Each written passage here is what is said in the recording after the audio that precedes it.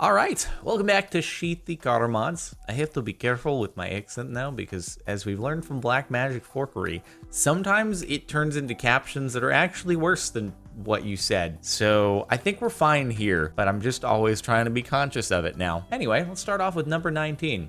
Installed the new mud flaps, boss. You know what? If it gets the job done, then why not? God, that top comment is great. Mud flop. Congratulations. Well played. Incredible. You know what? If it works, then it works. You know, those are supposed to prevent your feet from getting muddy, so I'm sure that they can prevent the back of the truck bed from getting muddy as well. This could be a new business. Someone actually makes legitimate mud flaps that just look like a bunch of sandals hanging down. Also, it seems like there's already a mud flap there, and you're just like, we need to bring it a little bit lower. Too much mud getting up on the car. This poor Viper I saw on my commute to work Friday. I'm about to be very sad, aren't I? Huh. Well, that's a spoiler. I think the spoiler kind of spoiled it for me just a little bit. You know, the funny thing about adding things like massive spoilers to the back of your car is that you've not done the research and development that the original manufacturer did. And so most likely you're just adding weight that doesn't affect performance in a positive fashion. Like, you have not calculated the exact way that downforce needs to be applied to that car in order to make it better around the track. And so you've just added weight and probably increased drag, and it's not as fast now. Also, just impacted your visibility by putting an anthill on the front of your car. It looks like it got punched on the hood and it's swelling. And I feel badly for it, but it's not as bad as some others we've seen here. Is that a bucket? That is a bucket. I guess that's one way to make it look like you got some very, very significantly sized exhausts, which I guess is something that you want, maybe? I think exhaust started to get a little bit more overkill with having too many output pipes. Like, if it's anything over 4, which does exist sometimes, it's a little much. I almost like how manufacturers are starting to bring it back in a bit, and now we're getting more and more super and hyper cars that have 2 exhaust outputs. They're just kind of in a more unique location, right? Like the 600 LT with the top-mounted Carrera GT 918 style exhaust. See, that's how you do it. Make it spit flames up from the top, just up from the, that's the universal signal now in my vlogs and in these videos for top-mounted fire-spitting exhaust. Just boom. Not buckets. Buckets are for seats. Bucket seats. Bit of an identity crisis. Now it just looks like your car says M on it from Mustang. So I guess I wonder if that was on purpose or if it just kind of worked out that way. And then you've also got a Jaguar jumping over it, which is an interesting approach given that, well, hey, you know what? You got the Ford and the Jaguar, and Ford used to own Jaguar. That at least kind of makes sense, even though not any longer. But then the Volkswagen thing, they were never associated with any of the other brands. So what you should have done is you should have gotten like a Bugatti or, I don't know, Lamborghini, just one of the, or a Porsche, one of those brands, and you should have slapped it over there and you'd have been like, no, they're all Volkswagen. Really, I'm just driving a little baby Lambo. That's all this is. This car entirely covered in Tire Dragon armor. That seems incredibly heavy. The tires on it are probably just completely crushed and flat, and it's kind of a cool approach, but my God, I want to calculate how much that weighs, because if you've never actually lifted a tire, they're heavier than you think they're going to be. You think it's just going to be kind of a light, that's like a bag of rubber bands, right? They're pretty heavy. And then you get to tractor tires, which I can't actually even move a large tractor tire. I tried, and it didn't actually make the cut because I forgot to film as I was trying it last time I did a gym vlog, but it was 750 pounds. They're heavy, very, very heavy. So anyway, that thing's bugged. That thing's not going anywhere. Was excited to finally have something to post here. In a strange way, I actually find this to be kind of cute. God, it's such a tiny, compact little thing. And I bet you actually in this situation, and not many others, the car is faster now. Because I bet it weighs a lot less without the whole rear end. Even with the spoiler added, it probably weighs a lot less, and so it's probably a little bit quicker. Also, I love the disparity in the wheels here. Look at these very, very large back wheels. And then the front is just kind of the stock. Hubcaps, blue. Don't know why they're blue. Did it come that way? Not really sure. Mixed with the beige. Just a very interesting color scheme. Blue and beige. You don't see that very often. But then you get the practicality of it being a pickup truck. Not bad. Not bad. Can't afford rims? A little paint will do the trick. Oh, no. All right. I mean, that's going to get real dirty. So I was talking to one of the guys who like helps manage the Hoonicorn, the car that Ken Block drives in like the Gymkhana videos, and they, for branding and sponsors, they have tire lettering on them. It's like a decal that you put on the tires, and they were replacing them at the event that I was talking to them at E3, and they get all oily and like crusty and gross over time because like they suck oil out of the tire or whatever substance. It's like an osmosis process or something like that. But I'm just imagining that even if you clean that, the paint it's gonna end up getting super gross and just not match the inside at all. Not that it really matches now. Ugh, it's gonna be all gross after some amount of time, and no amount of cleaning is gonna solve that unless I guess you can just respray it. So there is that. Oh God, that's just weird, dude.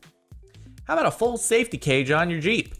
You know, in fairness, of any car to have a full safety cage on it, a Jeep would probably be the one to do it on if you're going off-roading and all that stuff. I actually know nothing about safety cages or if that's a wise approach to take for off-roading for safety reasons. But, hey, at least it's not like on a supercar, because that wouldn't make any sense at all. So I don't know, maybe they were just like, hey, before I go off-roading, I'm not gonna trust the built-in cage or whatever safety features that the manufacturers have made. I'll add an extra one on top of it. And in the event that one of my welds breaks, it'll just end up sticking a pipe straight into the cabin and impaling everyone who's in it. I've been demonetized now. It's for sale though, so if anybody wants it. Also, it has a battering ram up front. It's a very important thing. If you're gonna build the cage, you might as well have it include a battering ram. Pringles can intake tube. I don't think that would hold up very well to heat. Also, just duct tape. I mean, I appreciate that you made an effort over there with a metal. I forget what the name of the clip is, but whatever, you know what I'm talking about. But it gets hot in there. You know, if you've ever felt the hood of your car after you've turned it off, it's toasty. It's pretty toasty, or if you feel it when it's, you know, idling, and especially if it's a hot day and you got a black car, you feel that, it's real toasty. And I don't think cardboard is a great solution to that. You use like a PVC pipe, or maybe they just set this up for the sake of the photo, and that was that. Gonna hope it's the latter of the two. Spotted at a Walmart. This is a donk extraordinaire, man.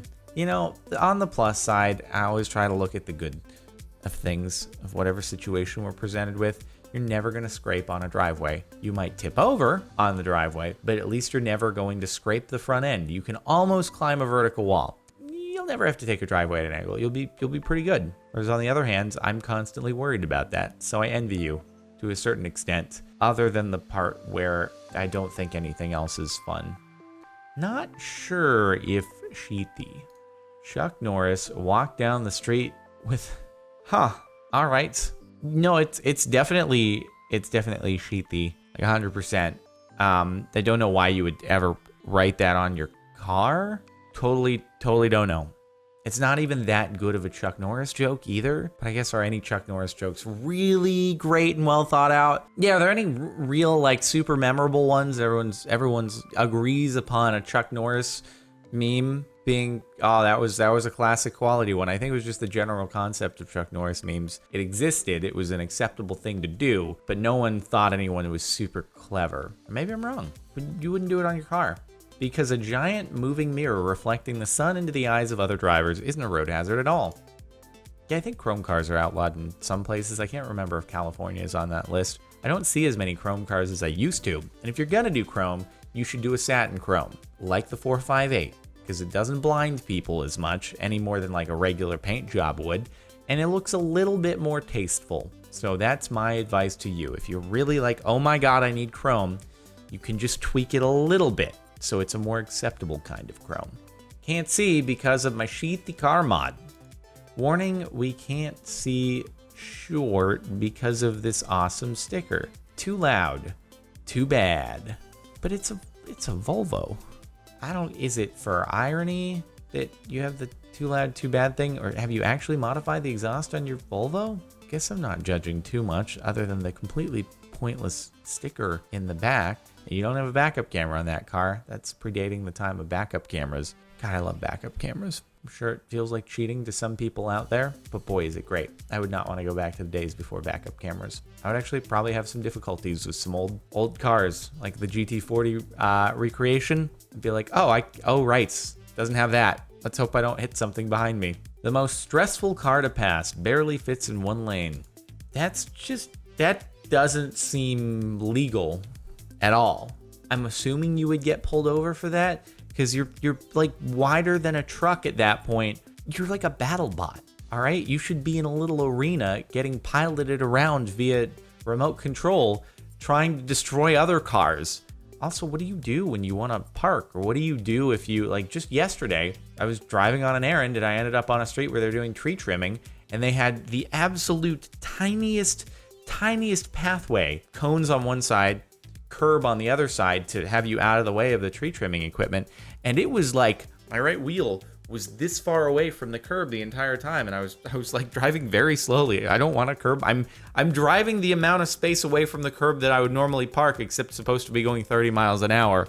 And while I'm confident in my driving abilities, I don't want to curb my wheel at 30 miles an hour. I'm not into that. And if I were in the GT, oh God, it would have been problematic. Anyway, but what would you do there? You're in the curb where it breaks off, and maybe it's for the better. It's actually be good if it broke off. Remember when Billy Idol added a moonroof to Bam Margera's Lamborghini Gallardo? I do actually remember this, and I remember being so sad. I was just like, how could someone do that to a Lamborghini? Me is like, how old was I at this point? Probably 10 years old. I was beside myself just thinking, but I could have had that Lamborghini and I wouldn't have destroyed it. You didn't have to do that. Like, my God, why?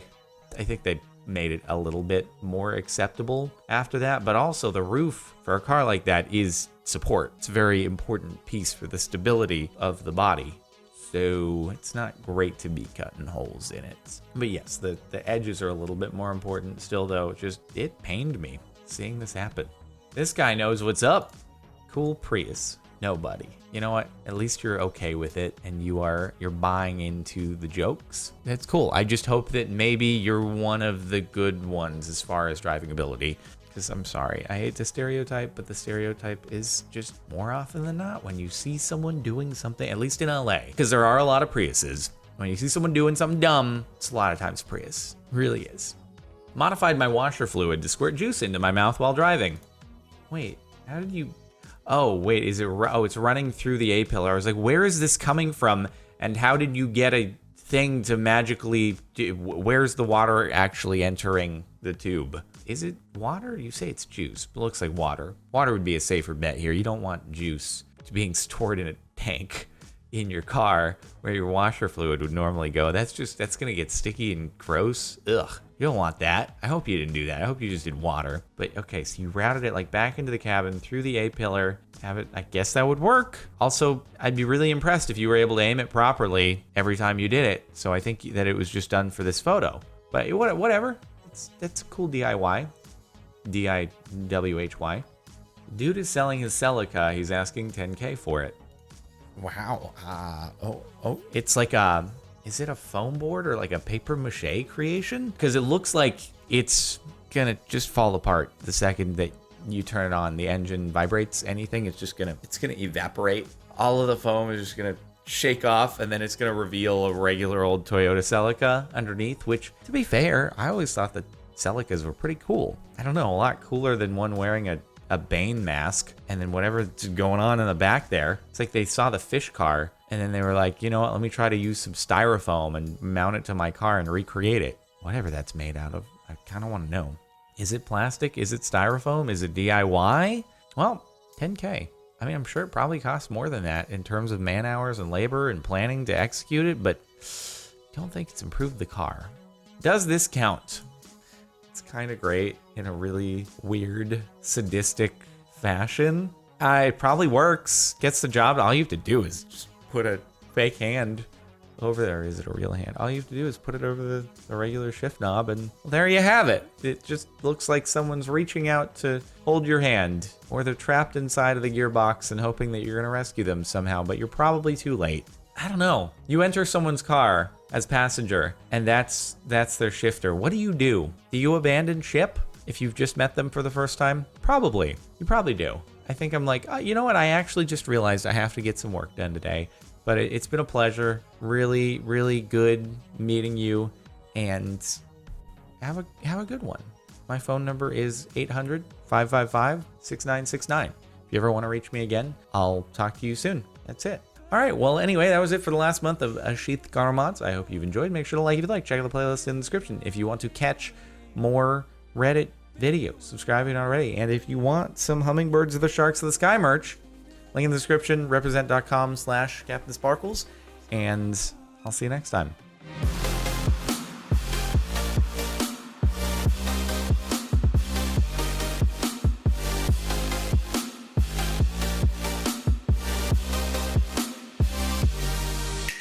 Shine